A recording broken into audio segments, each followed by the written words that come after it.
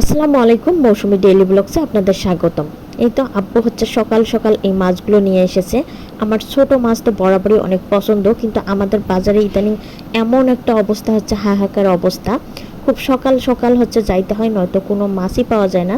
বিশেষ করে এই গুতুম মাছগুলো কোনো পাওয়াই যায় না। তারপরে হচ্ছে আজকে আব্বু গিয়ে বাজারে এই মাছগুলোই পেয়েছে। পরে এই মাছগুলো নিয়েছে। আব্বু বললো পুঁটি মাছগুলো ছিল, নিতে চাইছি আবার নেইনি, যে বাসায় নিয়ে আসতে আসতে মাছগুলো নষ্ট হয় কিনা, এই জন্য আর মাছ নেয়নি। যেহেতু আমার হাজব্যান্ড আবার পুঁটি মাছ পছন্দ করে না, এই জন্য সে পুঁটি মাছের উপর আর কোনো ফোকাস দেয়নি। এদিকে যেহেতু আমরা বাসায় চলে আসব, আমার চাচি এইদিকে হচ্ছে ভুট্টা ছিটতে যাচ্ছে। তো এই জমির ভুট্টাগুলো আমার কাছে ছোট ছোট মনে হইলো, এই জন্য চাচিকে বললাম যে ওই পাশের জমি থেকে ভুট্টা ছিঁড়ে দেন। একদিকে আমার চাচা ভুট্টা চাষ করছে, আর একদিকে হচ্ছে আমার ফুপুর জমির হচ্ছে ভুট্টাগুলো বড় বড় লাগলো। আমার ছেলে আবার এইখানকার ভুট্টাগুলো ছেঁড়ার জন্য দেখতেছিল। পরে বললাম ওইখানে যাও। আমার ছেলে তো ব্যাগ নিয়ে দাঁড়ায় আছে, সে হচ্ছে ভুট্টা নেবে। সেও খুশি। আমার এই চাচির কোলে আগে সে ছোটবেলায় গেলেই কান্না থামতো, কিন্তু এখন সে কোলে উঠতেই চায় না। যে তাকে কোলে নিয়ে যাচ্ছিল সে খুব চিল্লাপাল্লা করতেছিল। পরে বললাম যাও, আমি পেছন পেছন আছি। তারপরে সে হচ্ছে ছিল, তারপরেও সে হচ্ছে চিল্লাচিল্লি করতেছিল। আসলে মানুষ ছোট থাকতে যার কোলে থাকে, মনে হয় বড় হইলে আবার তাকে ভুলে যায় কিনা জানি না। সে হচ্ছে এই চাচির কাছে এখন যায় না, মানে চাচি যখন বাইরে বের হয় সে ভেতরে ঢুকে যায়। আর আমার বাবা এদিকে হচ্ছে সব সুপারি পারবে, সব সুপারি না, যেগুলো হচ্ছে পেকে গেছে গাছের সুপারি সেগুলো হচ্ছে পেড়ে নিবে। তো এই ছেলেদেরকে ডাকছে, ওরা হচ্ছে টাকার বিনিময়ে এই সুপারি গাছ থেকে সুপারিগুলো পেড়ে দেয়। গাছ প্রতি হচ্ছে টাকা নেয়, নিয়ে সুপারি পারে।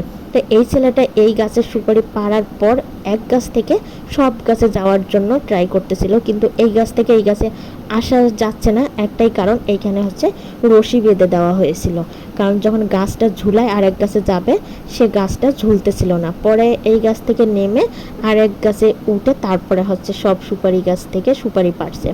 আমার ছেলে তো সুপারি ব্যাগে উঠাবে, আমাকে টানতেছিল, মা সব সুপারি নিয়ে যাব আমি বাসায়, সব সুপারি। তো আমার বাবা আবার ব্যাগে সব সুপারি তুলে দিচ্ছিল, দিয়ে বলতেছে তুমি নিয়ে যাও, কতগুলা হচ্ছে তুমি তুলতে পারবা ততগুলাই নিয়ে যাও। সে দেখেন সুপারি ছেঁড়া শুরু করছে, সুপারি ছিঁড়ে তারপরে হচ্ছে ব্যাগ ভর্তি করতেছে।